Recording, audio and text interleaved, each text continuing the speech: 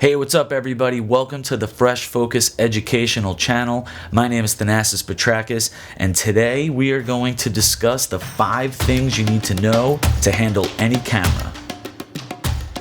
Hey, my name is Thanasis Petrakis, and I'm a director of photography in the sports documentary world. I started out in this business as a production assistant, then an editor and a producer, and transitioned into working full-time filming. I've worked on 30 for 30s, NBA Finals, all types of projects in the last 15 plus years. This educational content is designed to give back knowledge and help people on a similar journey. It's not going to be camera jargon in technical terms.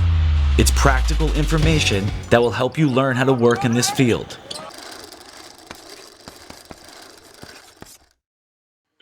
Hey everybody, welcome to the Fresh Focus Educational Content Series. This channel is designed to give back to young filmmakers, people entering in video production. Really, there's so many times across my career where I have a shoot be the red camera for the first time and I'm YouTubing, how do I shoot with the red? How do I turn on the menus? How do I find this? How do I light an interview outside? These are things that happened to me in my career that I would go to YouTube for. And I want to take that knowledge and just give back, but I'm going to try to give it back in the most layman's terms possible. The first thing we're going to do is the 5 things that you need to know to handle any camera. What made me think of it is if you go to an interface of a red camera, there's just a couple of options up top and you got to slide, pick, and that's what's gonna make the camera sing. Obviously there's settings and this and that, but like if you know those basic things on what to pick in those menus, you're gonna get a pretty good picture. And the 5 things are this. The first one is your frame rate.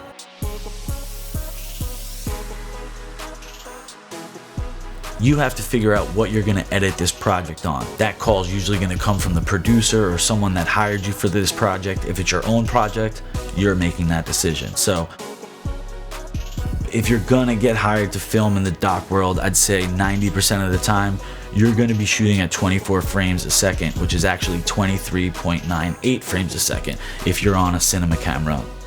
DSLRs will still say 24 frames. Why that's important, 24 frames, is there's 30 frames in a second. So when you're shooting at 24 frames, you're dropping 6 frames. And what that's doing is it's giving it more of a cinematic look.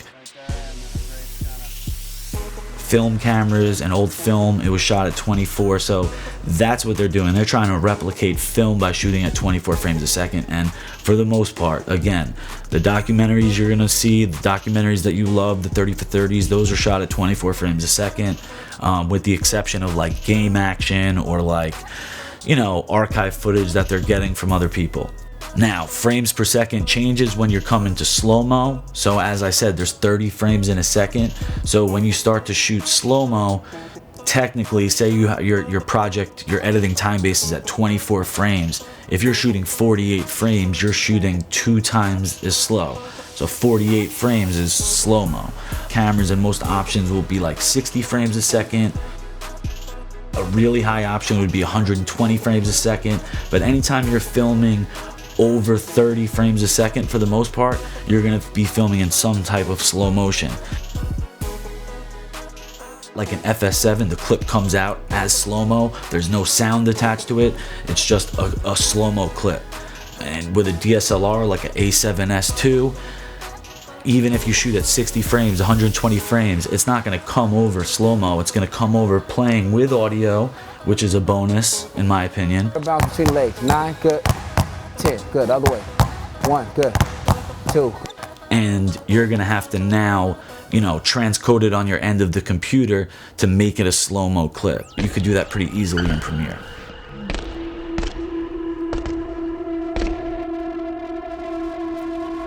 Number 2 is shutter speed, and the biggest thing with shutter speed, you have to figure out whether you want to look at it in angles or in speed, which ends up being fractions. I like to look at it in angles because the way I will learn shutter speed is off of the 180 degree rule.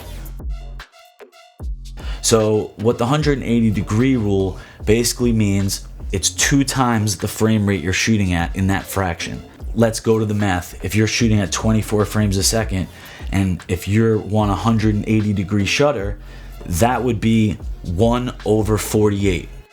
It's 2 times the frame rate you're shooting at in that fraction. So you wouldn't have to create the fraction if you were on a C300 or FS7. It would just be an option and you would click 180 degrees, and it's as simple as that. Now, if you're on a DSLR, like a 5D, what I came up shooting on, there's not going to be an option for a 180 degree shutter, or even the angle that it should be, 1/48, won't be there on a DSLR. So you take the closest thing to it, meaning you would take 1/50 to shoot with a 180 degree shutter at 24 frames a second. Now, one quick point about shooting with a shutter, especially if you're going to be shooting like a boxer working out, or a basketball player working out, doing dribbling drills. 3, yep. 4, cut. 5. You could shoot with a 90 degree shutter in situations like that where you're gonna have a lot of movement, you know, boxer going like this, you want to see those hands and nothing else, just those hands and the motion blur. When you shoot at a cut shutter, it's gonna focus on the motion, so those hands are gonna be in really good focus. It almost looks like fake a little bit, but it looks faster, so it looks cooler. You'll see a lot of promos on fights do it, and it's a good look, especially if you're not going to be any light flicker. You got to be careful. Like if you do a 90 degree shutter indoors, you might get a light flicker from up top, but you got to also realize the camera is going to be more shaky as you move it.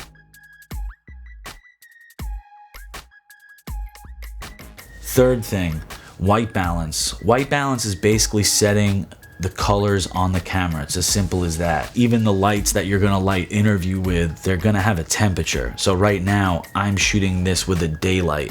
The light is set at daylight, which is 5600, and I'm setting my camera to that same daylight at 5600 to match it.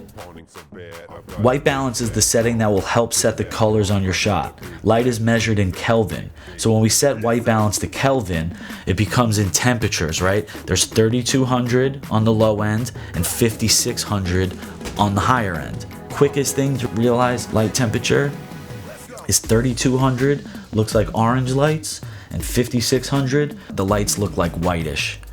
If you're gonna see like orange lights in like a hotel, that's gonna be 3200 and below, probably more like 28 to be honest, but you'd be safe putting your camera at 32. When you step outside, you need to change your camera to 5600 because that's what daylight is. One of the tricks that they do, and you'll see a lot of people do, is they'll put up a piece of white and then they'll set their camera to this piece of white, they'll focus on it and press a white balance button on the camera, and then it will set the camera to this color and the rest of the camera will adjust. Now if you're on the run, the more and more you'll get better. I'll put up an app, there's an app I use that has a quick thing, you flip it up and it gives you a white balance reading.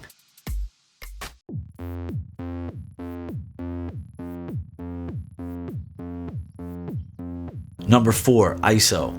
Again, trying to keep this very simple and practical. And for ISO, you can't get much more simple at this. Most cameras have a native ISO where they operate the best at. For example, the old C300, it was 850. The new C300's 800. The FS7 is 2000. And because that's where the camera performs best with colors, on those native ISOs, those colors are going to perform the best. So you want to usually keep it to that ISO and then adjust everything else. Well, get up. Just the exposure, keeping the ISO the same.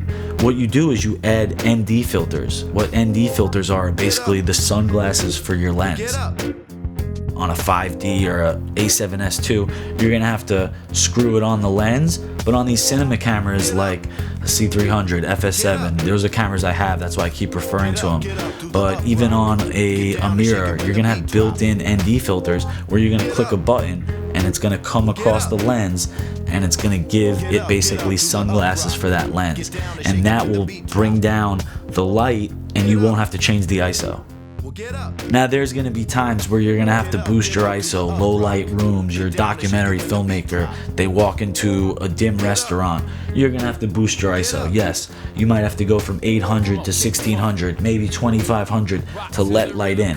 Now the problem with keep raising your ISO is the higher you raise your ISO, if the camera's not a good low light camera, you're gonna get this grain in the picture. That's why people set their camera to an ISO where it performs best at, because the colors in that camera are built to perform best at that number. And number 5. So number 5 is f-stop. It's what's gauging how much light is coming inside your lens and how much light is passing through. Now, understanding that the lower the number, the faster the lens. For example, if you were shooting with an f-stop of a f22 in a dim restaurant, you wouldn't see anything. But if your lens went down to a 2.8 and you scrolled down to a 2.8, it would let way more light in, and you'd probably be able to make a scene out of it and get really nice shots. This lens right here, this is a, everyone knows this lens, 24 to 70. It's a 2.8. The reason why this lens costs $2,000 or a little less now, I guess, but the reason why it costs that much is at a 2.8, it's really gonna shoot really nice in low light, but it's also at a 2.8 is gonna give you a really shallow depth of field. That's why f-stop is so important, is people love a shallow depth of field, they just don't know how to articulate it. Slight flex, that Emmy's right behind me, but it's out of focus, right? You can't see it. You see it as an image, but it's out of focus. That's a shallow depth of field. I'm shooting this interview right now at a 1.4, the f-stop. So it's such a shallow depth of field that just I'm in focus. If I move back, I'll be out of focus. If I move in, I'm in focus. A deep depth of field, you would see that Emmy, right? Like if this was a broadcast interview on News 12, what have you, nothing would be out of focus behind me. Like if you're gonna shoot everything at an f8, it ain't gonna feel that cinematic for the most part.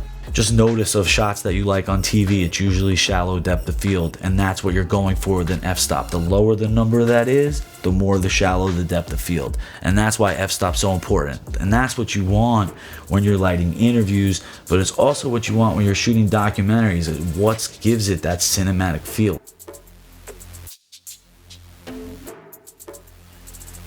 However, if you're going to shoot an NBA game, if you're going to shoot a high school game, and you're going to shoot 24 frames a second, you're not going to shoot at a 2.8. The lowest you'll shoot at is a 4.0, maybe a 5.6. And the reason that is because the depth of field, you can't have it that shallow when things are moving this fast, this and that. Everything will be out of focus. So what you do is you deepen that depth of field by dropping the f-stop down to a 5.6. Now there's a bigger portion of the be in focus. And that's about as simple as it is to explain that. I hope that came across well. In my head, I thought I killed it. So I hope that was helpful. Any questions you guys have, please drop in the comments. I'd love to answer anything that you have. Questions, you could hit us up on Instagram or at Fresh Focus Sports. And there's going to be a lot more episodes. So anything that you want to see discussed, drop a comment. We'll see you guys next time.